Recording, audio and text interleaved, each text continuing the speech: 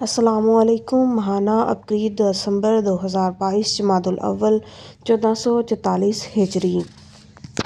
فہرست مضامین: قرآن کی قسم منہ سے نکلی ہی نہیں تھی کہ فیصلہ ہو گیا۔ 60 کے راز سلسلہ وار: کابل کا بادشاہ میرے بڑوں کے قدموں میں کیوں بیٹھا؟ آپ نئی ماں ہیں تو کچھ دیر ٹھہریے۔ درویش خاتون کا قلم چلا اور میرا کینسر ختم۔ 12 سالہ پرانے مرض سے شفا مل گئی۔ سردی میں صحت مند توانا رکھنا اپنے آپ کی مٹھی میں۔ مشکلات میں الجھے جمادی الاول کی قدر کر لیں۔ حضرت ابو سلمان داؤد بن الطائی کے روحانی وظائف: مچھلی کھانے کے زبردست فوائد، روحانی امراض اور ان کا علاج۔ میری تربیت کی بنیاد والدین نہیں، فلمیں اور ڈرامے تھے۔ گھر پڑی پرانی ڈائری نے مشکل ٹال دی۔ آئیے گھر بیٹھے حسن کو 4 چاند لگائیے۔ مظلوم بچی پر ظلم کی سزا بھگت رہا ہوں۔ والدین کی خدمت و ادب پر فرشتہ کی خوشخبری۔ فالج کے مریض اور تجربہ کاروں کی تجربہ شدہ جڑی بوٹیاں۔ ریاست بیکار نیز کے رئیس نے میرے نانا کو کیا ٹوٹکا دیا۔ ستاروں کی گردش سے خوشحالی اور بربادی۔ 65 سالہ کشمیری نے بتایا بھرپور زندگی کا صحت مند کا فارمولہ۔ جنات کا پیدائشی دوست سلسلہ وار: علامہ لاہوتی صاحب، نقش نمبر 6۔ بہترین نوکری کے خواہشمند آزمودہ عمل لے لیں۔ وہ شخص مر گیا، معدے کے امراض کا نسخہ نہ دیا۔ 10 منٹ میں عمر بھر تندرستی پائیں۔ قارئین لائے انوکھے اور آزمودہ ٹوٹکے۔ علاقے میں استخارے کے لیے مشہور ہو گیا ہوں۔ خوش ذائقہ قہوہ توسیع بھی، امراض کا خاتمہ بھی۔ شادی کے غیبی اسباب پیدا کرنے کا خصوصی عمل۔ امتحانات میں فرسٹ پوزیشن کی خواہش پوری۔ نشے نے ہمارے گھر اور زندگی کو ویران کر دیا۔ مراد لکھنے کی دیر تھی، بیٹی کا رشتہ طے ہو گیا۔ خواب اور شغل وظائف کی روشن تعبیر۔ دسمبر میں پیدا ہونے والے بچوں کے روشن مستقبل۔ بقایا جات: عبقری مصنوعات۔ فہرست بیمہ قیمت۔ قارئین کے سوال، قارئین کے جواب۔ ایک گلاس پانی سر سے پھیریں اور نظر بد سے نجات۔ گھر کے حالات دن بدن بدتر ہوتے جا رہے ہیں۔ امراض دل اور فعل گردہ صحت یاب۔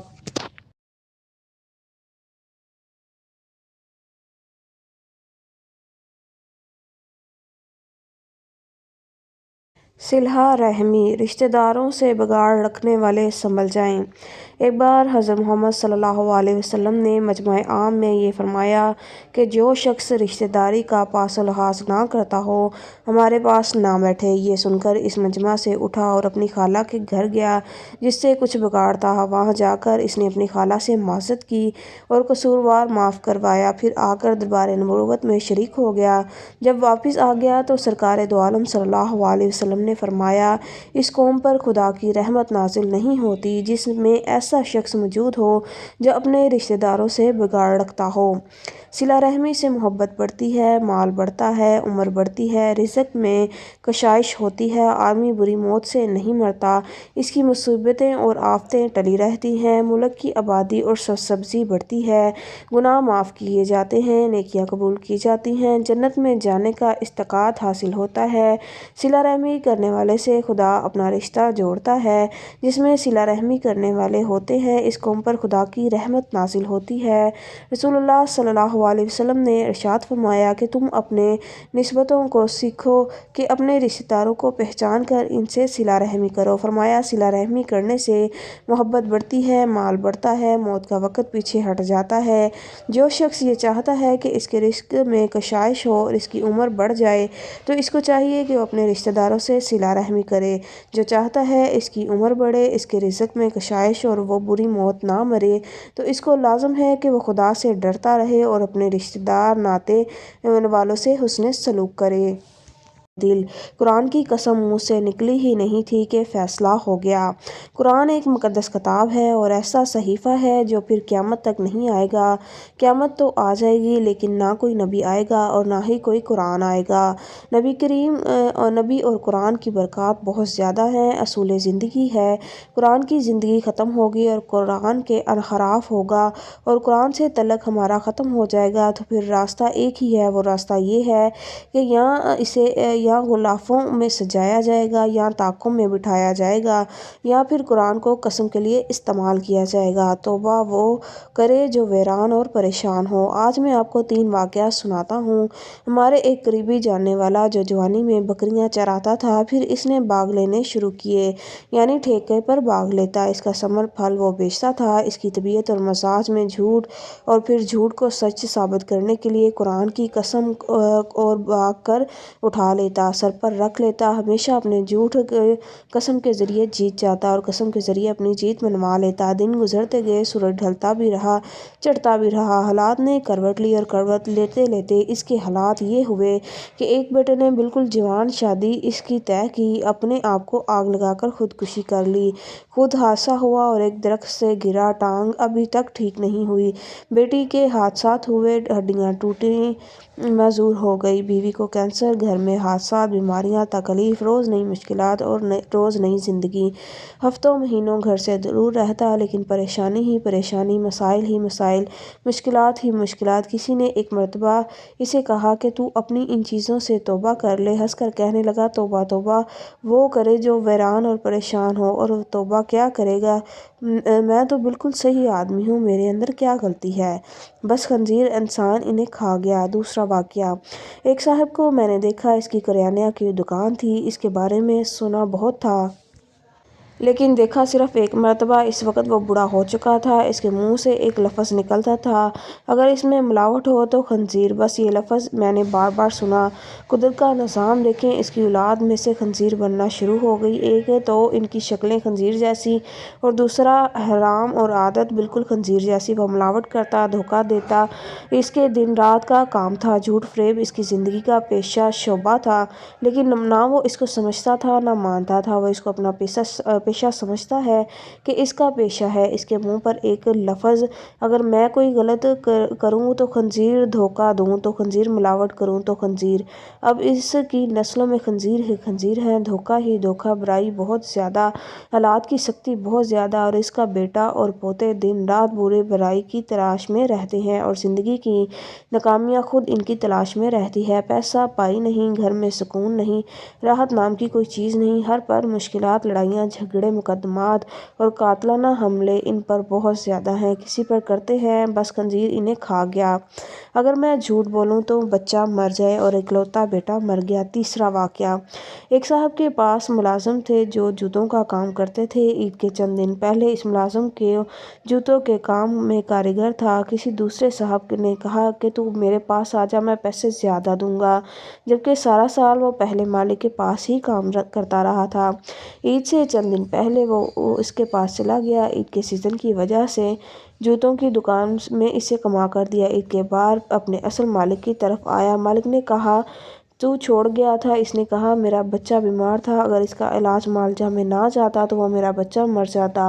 مالک نے کہا، تو جھوٹ بولتا ہے؟ کہنے لگا، میں سچ بولتا ہوں۔ اپنی بات کی صداقت میں بہت لمبی بات کی، اور آخر میں یہ کہا کہ اگر میں جھوٹ بولوں تو میرا بچہ مر جائے۔ اس کا ایک ہی بیٹا تھا، 3 دن کے اندر اس کا بیٹا مر گیا۔ قائرین، سچائی اور منہ سے نکلے بول ہماری زندگیوں پر اثر رکھتے ہیں، ہماری زندگیاں ان بولوں سے متاثر ہوتی ہیں۔ اگر ہم بولوں کو احتیاط سے بولیں گے تو زندگی سکون و چین اور راحت و قدا بن جائے گی۔ احتیاط سے بول کر تولیں، تاکہ بولنے سے پہلے تولیں۔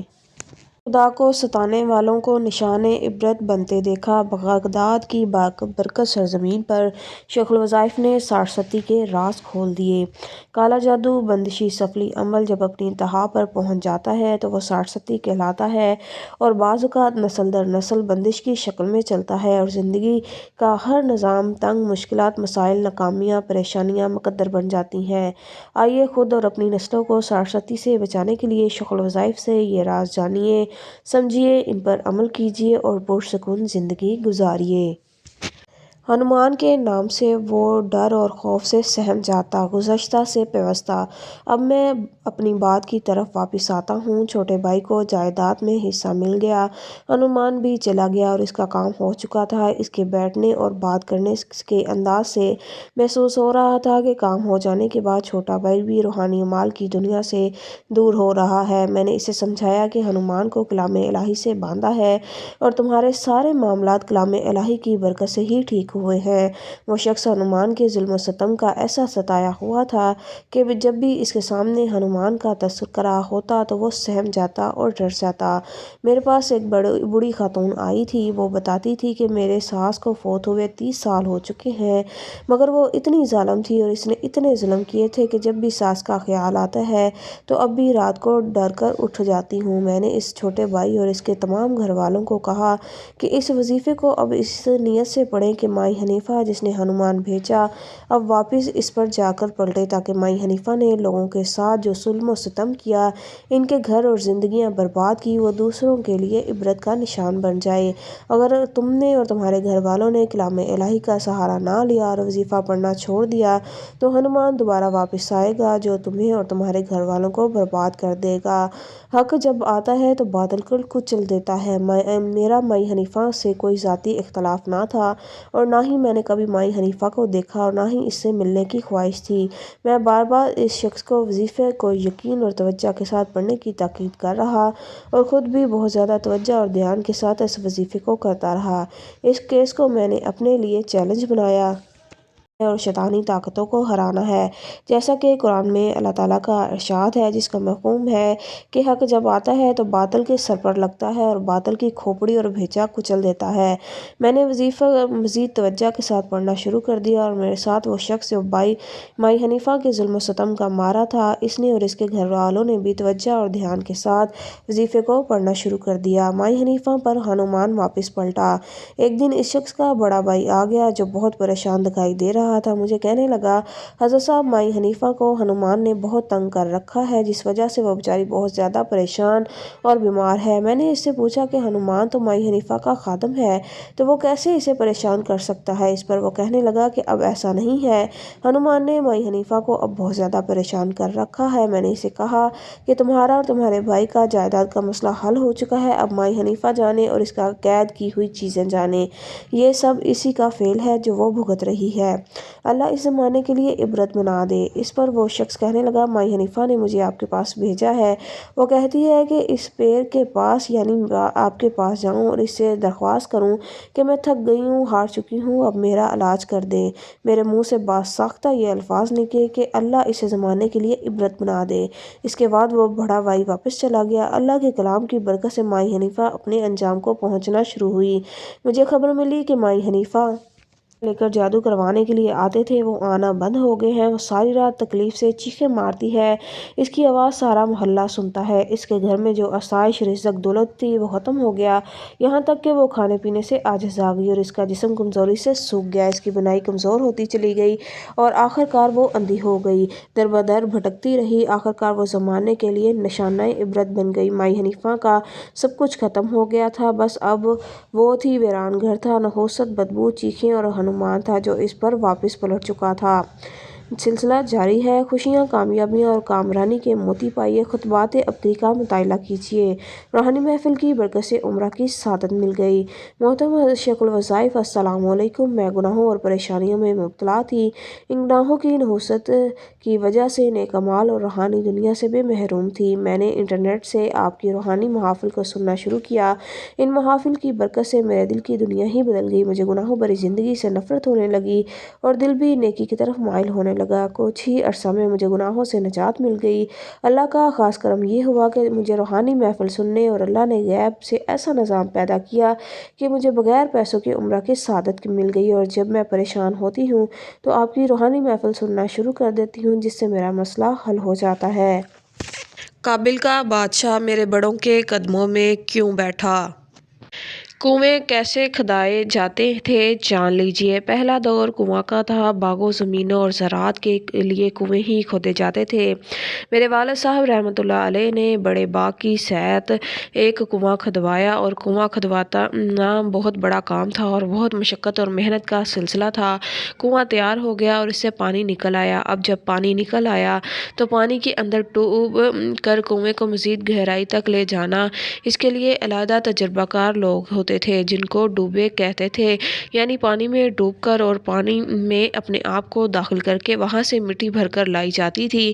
بہت بڑے بڑے برتن ہوتے تھے جس کا رسہ اوپر ہوتا تھا۔ وہ شخص مٹی میں یعنی پانی کے نیچے جاتا اور برتن میں مٹی بھرتا، رسہ ہلاتا، اوپر والے اس مٹی کو کھینچ لیتے اور اس شخص پانی میں رہتا۔ بڑی دیر کے بعد باہر نکلتا، اپنا سانس لیتا۔ اس کی غذا صرف ایک چیز تھی، وہ گائے کا خالص دیسی گھی تھا۔ وہ ہے پانی میں بیٹھے گھونٹ گھونٹ وہی پیتا تھا۔ اس کے لیے والد صاحب رحمۃ اللہ علیہ نے بڑے بڑے ٹین اور مٹکے گھی کے تیار رکھے ہوئے تھے۔ مجھے یاد ہے جب میں بہت چھوٹا تھا، وہ ٹوبہ میرے کلینک آیا۔ اس کا بڑھاپا جو بن پر تھا۔ میں نے اپنے کلینک 1951 میں شروع کیا۔ میں نے تو اسی میں وہ بابا میرے پاس آیا۔ جب میں بچہ تھا تو وہ جوان اور کڑیل جوان تھا۔ اس کو پہلوان کہتے ہیں کیونکہ یہ کام جہاں تجربے کار بندے کا شعبہ ہے وہاں اس کے لیے بھرپور طاقت بھی چاہیے اور بھرپور طاقت و قوت بھی۔ پھر طاقت اور قوت صرف اس بندے میں تھی۔ وہ بندہ واقعی اپنے فن میں ماہر تھا۔ مجھے یاد ہے اس کو بلانے کے لیے بہت زیادہ لوگ آتے تھے، ایک سے بڑھ کر ایک سے زیادہ اس کو پیسے دیتے۔ ہر فرد کہتا میرے کنویں کا کام کر دے۔ اس کی 2 بیویاں تھیں۔ میرے پاس جب آیا تو بڑھاپے میں ایک 12 سال کا بچہ تھا۔ وہ اس کے علاج کے لیے آیا۔ اس وقت بہت کمزور ہو گیا تھا اور پہلوان نہیں رہا۔ جوانی چلی گئی، بڑھاپا آ گیا۔ وہ صحت و تندرستی کے جو راز تھے جس میں ایک وقت میں وہ 1.5 کلو دیسی گھی پی جاتا تھا وہ بھی ختم ہو گیا۔ اب اور طاقت خوب دیکھا ہے، اس کے بڑھاپے کو دیکھا۔ وہ دوسری طرف 12 سال کا بچہ جوانی کی سرحدیں طے کر رہا تھا۔ وہ بیٹھا مجھ سے باتیں کر رہا تھا۔ میں وہ ہوں جس نے آپ کے دادا اور پردادا کی خدمت کی۔ کہنے لگا میں وہ شخص ہوں جس نے آپ کے دادا اور پردادا کی خدمت بھی کی ہے۔ اور پھر کہنے لگا ایک مرتبہ پیاز کی 100 کلو کی بڑی بوری تھی اور میں نے اونچ شریف سے شہر احمد شرقیہ کی طرف لانی تھی۔ آپ کے دادا رحمۃ اللہ علیہ میرے ساتھ تھے۔ دیسی پیاز تھا اور اس کی مخصوص بو بہت تیز تھی۔ میں نے یہ میلوں کا سفر پیاز اٹھائے آپ کے دادا رحمۃ اللہ علیہ کے ساتھ چل پڑا تھا اور راستے چلتے ہوئے آپ کے دادا علیہ نے مجھے ایک واقعہ سنایا اور واقعہ اس ٹوبے کی زبانی آپ کو سناتا ہوں۔ ہم بخارا سے چلے اور افغانستان ہجرت کی۔ کہنے لگے ایک ہمارے بڑے بخارا حالیہ ازبکستان کا شہر سے چلے اور افغانستان آئے۔ وہ بڑے بڑے اولیاء تھے، ان کی بہت بڑی بڑی خانقاہیں تھیں۔ ان خانقاہوں کا روحانی سلسلہ لاکھوں لوگوں تک پھیلا ہوا تھا۔ ایک جہان ان کے پاس فیض لینے آتا تھا، اپنی مشکلات بلائیں آفات مصائب دعاؤں کے ذریعے ٹلواتا۔ وہ ٹوبہ مجھے مزید کہنے لگا کہ واضح رہے یہ باتیں ٹوبے نے میرے دادا سے سنی تھیں اور وہ مجھے بتا رہے تھے۔ آپ کے دادا نے مزید چلتے ہوئے بتایا کہ ہمارے بڑوں کے پاس کابل کا بادشاہ آیا۔ انہوں نے اسے آتے دیکھا اور اگر تو اپنے مسائل کا حل چاہتا ہے، مشکلات اور پریشانیوں کو دور کرنا چاہتا ہے، پھر 100% کام کر کے اپنے حلال حرام کو جائز ناجائز کا فکر، اس کے علاوہ اور کوئی حل اور راستہ نہیں۔ وہ لاکھ اصرار کرتا رہا مجھے اس کے علاوہ کوئی حل بتائیں، لیکن آپ کے بڑوں نے بس ایک ہی چیز اسے کہی کہ تیری مشکلات سے نجات اور خوشحالی کا راستہ صرف اسی بات کو ماننے میں ہے، اس کے علاوہ کوئی راستہ منزل نہیں ہے، اس میں ہی تیرے لیے خیر ہے، رحمت ہے، راحت ہے، عافیت ہے اور تیرے مسائل کا یہی حل ہوگا۔ 3 چیزیں حلال ہوئی، مسائل کا حل۔ وہ بادشاہ خاموشی سے بظاہر بے یقینی کے ساتھ چلا گیا، لیکن کچھ ہی عرصہ کے بعد وہ شخص بڑوں کی خدمت میں حاضر ہوا تو اس کا چہرہ، اس کا لباس، اس کی زندگی میں محسوس ہو رہا تھا خوشحالی ہے، خیر و برکت ہے۔ اس نے جو بات بتائی وہ بہت عجیب بات بتائی۔ کہنے لگا میں 3 چیزیں حلال کرنے پر محنت کی، اپنی روزی، کاروبار، رزق، وہ کیسے حلال ہو جائے؟ ذبح جانوروں کا جس میں اکثر کسائی چھری پھیرتے ہیں لیکن تکبیر نہیں پڑھتے، وہ کیسے حلال ہو جائے؟ اپنے مال کو حلال کرنے کے لیے میں نے زکوٰۃ اور عشرہ کا ساتھ لیا۔ حلال کھائیں تو نیکی کی طرف آئیں۔ وہ ٹوبہ مجھے کہنے لگا آپ کے دادا نے مجھے مزید بتایا کہ ہمارے بڑوں نے ٹھنڈا سانس لیا اور کہنے لگے کہ زیادہ مشکل جانور کا ذبح ہے، وہ کیسے حلال ہوتا ہے؟ ہمارے بڑے شروع دن سے ہمارے یہ زندگی کا نظام دیتے رہے ہیں، ہم لوگوں کو یہ بجاتے رہے، سمجھاتے رہے، بلکہ اپنی قریبی لوگوں کو ذبح یعنی حلال ذبح میں ڈالا، اس طرح لوگوں کو حلال ذبح دی۔ لوگ حلال گوشت کھائیں تو حلال کام کریں گے، نیکی کی طرف آئیں گے، گناہوں سے بچیں گے، اس کے علاوہ وہ کوئی راستہ نہیں۔ یہ ایسا فکر تھا جو ہمیں خاندان سے ملا تھا اور ہمارے بڑے چپکے چپکے سے اٹھ کر صبح مذاق خانہ چلے جاتے اور باوضو ہو کر کسائیوں کے جانوروں کو ذبح کر کے آ جاتے تھے تاکہ ان کا ذبح پاک صاف ہو۔ توبے کی بات سن کر مجھے حیرت کی کیفیت مل رہی تھی کہ آج حلال حرام جائز ناجائز کا نہ احساس نہ فکر، نہ ہی اس کی کوئی تدبیر کے ساتھ فکر کرنے والا ہے۔ آئیے ہم بھی اس کے فکر اور احساس کریں۔ میں توبے کی اور باتیں بھی آپ کو بتاؤں گا جو اس نے میرے والد سے بھی سنی اور میرے دادا پردادا رحمۃ اللہ اجمعین سے بھی سنی۔ انہی باتوں سے میرے خاندان حالات کھلتے اور نکھرتے چلے گئے۔ جنوری 2023 کے شمارے میں پڑھنا نہ بھولیے۔ آپ نئی ماں ہیں تو کچھ دیر ٹھہریے۔ ماں بننا ایک خوشگوار لیکن بہت دشوار گزار مرحلہ ہے۔ ماں بننے کے بعد کی پرورش سے بہت مشکل کام ہے۔ کوئی بھی لڑکی جب نئی ماں بنتی ہے تو اس کے ساتھ اپنے بچے کو سنبھالنا ایک امتحان ہوتا ہے، لیکن اس دور میں لطف اندوز ہونا بھی بہت ضروری ہے۔ بچے کو سنبھالنا، خاص کر دودھ پلانا، ماں کے لیے بہت مشکل کام ہوتا ہے۔ اس کے علاوہ مزید بہت سی دشواریوں کا سامنا کرنا پڑتا ہے۔ اس سلسلہ میں ماہرین کچھ بہترین مشورے تجاویز دیتے ہیں تاکہ مائیں اپنا اور اپنے بچے کا بہتر طور پر خیال رکھ سکیں۔ کیلشیم کی کمی۔ کیلشیم کی کمی سے نئی ماؤں کو مختلف شکایات رہنے لگتی ہیں، جسے سستی، کاہلی، بے خوابی، دل کی دھڑکن کا تیز ہونا، ذہنی انتشار، بد ہضمی، تذابیت وغیرہ۔ حاملہ خواتین کو کیلشیم سے بھرپور غذائیں اور اپنی روزمرہ کی خوراک میں شامل رکھنی چاہیے۔ اس کے علاوہ سبزیوں سے بھرپور غذائیں اپنی روزمرہ خوراک میں شامل رکھنی چاہیے۔ اس کے علاوہ سبز پتوں والی سبزیاں جیسے چولائی کا ساگ، میتھی کا ساگ، سرسوں کا ساگ، شلجم، گاجر، گوبھی، اروی، چقندر اور مولی بھی کیلشیم حاصل کرنے کا بہترین ذریعہ ہے۔ بچے کی نشوونما غذا پر منحصر۔ آپ اپنے آپ کو صحت کی طرف سے لاپرواہ ہو جائیں گی تو اپنے بچے پر بھی توجہ نہیں دے سکیں گی۔ بچے کے پہلے سال آپ بھی لطف اندوز ہوں اور اپنے بچوں کے لیے بھی اس مراحل کو خوبصورت بنائیں۔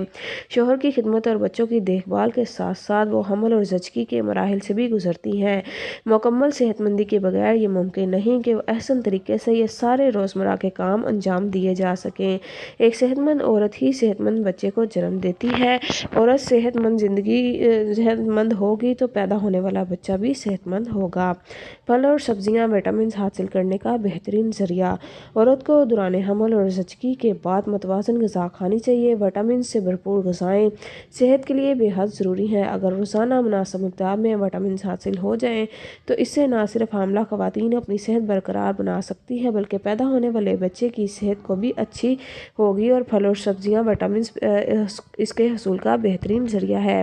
اپنے لیے بھی کچھ وقت نکالیں۔ نئی ماں ہونے کی حیثیت سے آپ چاق و چوبند رہنا ضروری ہے، لیکن یہ بہت اچھا ہوگا کہ آپ اپنے بچے سے ہٹ کر کچھ وقت اپنے لیے بھی نکالیں۔ شوہر یا اپنی فیملی سے درخواست کریں کہ وہ ہفتے میں 1 یا 2 دن یا چند گھنٹوں کے لیے آپ کے بچے کو سنبھال سکیں اور آپ اس دن کسی اور جسمانی سرگرمی کا حصہ لے سکیں۔ اگر ایسا ہے تو ٹھہریے، آپ غلط کر رہی ہیں۔ آج آپ نے ناشتے میں کیا کھایا؟ کہیں ایسا تو نہیں کہ آپ اپنے دن کا یہ سب سے اہم کھانا خوراک چھوڑ دیتی ہیں یا اس وقت اپنے بچے کو فیڈر اور ڈائپر وغیرہ چینج کروانے میں اپنا کھانا بھول جاتی ہیں؟ اگر ایسا ہے تو ٹھہریے، آپ یہ غلط کر رہی ہیں۔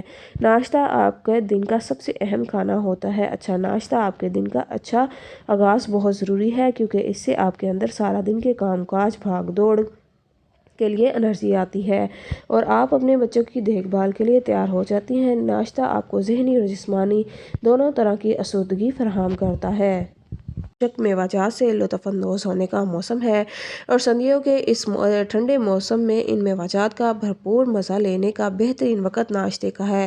یوں تو آپ ان مزیدار میوہ جات سے کسی بھی وقت لطف اندوز ہو سکتے ہیں۔ چلتے پھرتے، ذکر کرتے یا کوئی معلوماتی کتاب پڑھتے آپ مٹھی بھر خشک میوہ جات کا مزہ لے سکتے ہیں۔ قدرت کا یہ انمول تحفہ ہے، اپنے اندر توانائی بھرپور مقدار میں رکھتا ہے۔ یہ آپ کے لیے انتہائی صحت بخش ہے اور اس کا لاجواب مزہ آپ کو خوب راحت اور سکون بخشتا ہے۔ جب آپ کو بھوک محسوس کر رہے ہوں تو اس وقت بھی کھانے کے لیے ڈرائی فروٹس بہترین انتخاب ہے، مگر ان کا استعمال زیادہ نہ کیجیے۔ خاص طور پر آپ گرم علاقوں میں رہتے ہیں تو محتاط تعداد میں زیادہ استعمال ہرگز نہ کیجیے۔ پائے ضرور کھائیں مگر پہلے یہ پڑھ لیں۔ یوں تو پائے ہر موسم میں ہی کھائے جاتے ہیں، تاہم ان کا استعمال سردیوں میں کئی گنا زیادہ بڑھ جاتا ہے۔ سردیوں میں سری پائے کھانے کی بڑی وجہ یہ ہے کہ وہ جسم کو گرمائش رکھتے ہیں۔ پائے میں بھی وافر مقدار میں کیلوریز، فیٹس، پوٹاشیم، کیلشیم اور پروٹین پائی جاتی ہیں کیونکہ ان کی چکنائی زیادہ ہوتی ہے۔ یہی وجہ ہے کہ ان کو کھانے کے بعد واک یا دیگر جسمانی سرگرمیاں ضرور کریں۔ بڑھتی عمر کے بچوں، ہڈیوں اور جوڑوں کے مریضوں کے لیے ان کا استعمال خاص طور پر مفید ہے، تاہم اس کا اعتدال بہت ضروری ہے۔ کالی مرچ اور اجوائن سردی سے بچائیں۔ کالی مرچ اور اجوائن کو اپنی خوراک میں لازمی شامل کریں، خاص طور پر اپنی چائے میں، قہوے میں ان کا استعمال بڑھا دیں تاکہ آپ سردی سے بچ سکیں۔ کالی مرچ اور اجوائن آپ کے جسم کی گرمائش کو برقرار رکھتے ہیں، یہاں تک کہ باریک کپڑے پہننے پر بھی آپ کو سردی نہیں لگے گی۔ گرم گرم ابلے انڈے کھائیں، خوش رہیں۔ سردی سے بچنے کے لیے گرم انڈوں کا استعمال کریں، اس میں protein, potassium, mineral, vitamin A, B, C اور ڈی کی، میگنیشیم کی وافر مقدار پائی جاتی ہے، لہٰذا یہ سردیوں میں کھانے والی ایک مکمل غذا ہے۔ انڈوں کو اگر ابال کر کھایا جائے تو بہت زیادہ اچھا ہے۔ اس کی وجہ یہ ہے کہ انڈوں کو فرائی کر کے کھانے سے ان کے اندر چکنائی، کیلوریز مزید بڑھ جاتی ہیں۔ سردیوں کے موسم میں صحت مند رہنے کے لیے یہ ایک ایسی ترکیب ہے جس پہ عمل کر کے آپ زندگی بہتر سے بہترین کر سکتے ہیں۔